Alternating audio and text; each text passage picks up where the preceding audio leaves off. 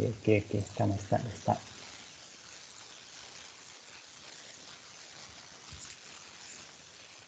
Okay. Good morning, Mr. Owen. Good morning, everybody. Today I'm going to be presenting to you about the man, the myth, the legend, Garuda.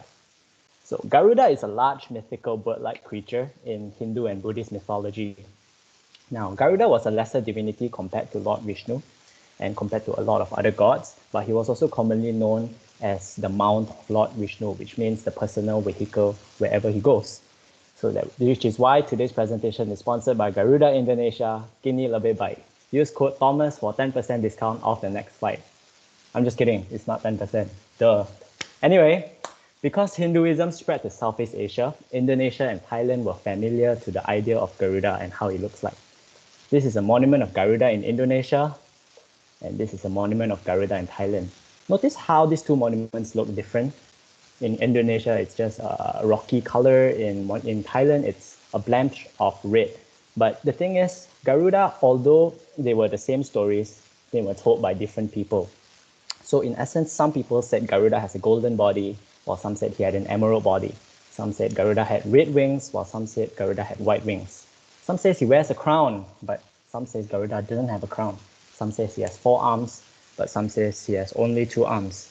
But the thing everybody agrees on is that Garuda was huge. Garuda was a big bird-like creature. So if you think the sun is huge, they believe that Garuda was bigger than the sun. Now, the story of Garuda was covered in the book Mahabharata. Mahabharata is a major Sanskrit epic in India, more commonly paired with the book Ramayana. In the story, Garuda was described as a massive king. Also, although translations, Naga can also mean serpent, which means Garuda was a sworn enemy of the serpents and of snakes. Now, the thing is, this is interesting because although they were enemies, Garuda and serpents were actually stepbrothers. And how did that happen? We'll get into that later. Story time. So, Garuda's father was called Kashyapa. Kashyapa had 13 wives, but for the sake of the story, we can't cover all 13. We'll be just doing 2, called Kadru and Vinata. These were his 2 wives. Kadru wanted many children, but Vinata wanted only a few but powerful kids. So, Kashyapa gave both their wives their wishes, and Kadru laid 1,000 eggs, which hatched into snakes, while Vinata laid 2 eggs, but they did not hatch for a long time. Vinata was impatient and broke open 1 egg, and the egg was only half formed. The half-born then cursed his own mother, Vinata, to be a slave to Kadru for a long time. He is Aruna, or the red spectacle, as seen as the sun rises in the morning. He is also known as the charioteer of the sun god, Surya. Now, the second egg hatched into a fully grown sun, shining in a gigantic bird form.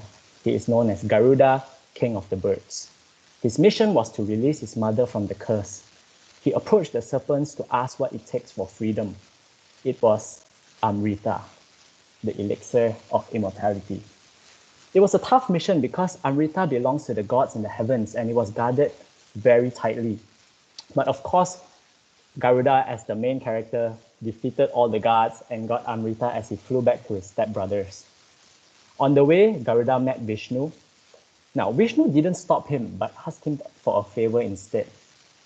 Vishnu asked Garuda to be his mount, and then Garuda agreed.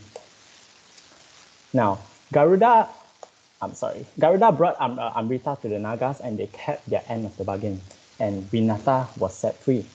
But Garuda was very deceitful. Garuda deceived the serpents and prevented them from drinking the Amrita, but first asking them to be cleansed. They needed to be clean before they can drink something so holy. So the serpents agreed, they went to bathe, and while they were away, the god Indra stole Amrita from Garuda. Garuda allied with the gods and ever since permanently became Vishnu's mount. And also because of that, Garuda is the sworn enemy of the serpents. In today's context, Garuda has been turned into amulets and charms, and it is known to protect the bearer. Whoever holds this amulet and charm is to be protected from snakes. And whoever worships Garuda will be free from snake poison. That is the modern adaptation of Garuda and what Garuda symbolizes today. And this is Garuda's story. Thank you.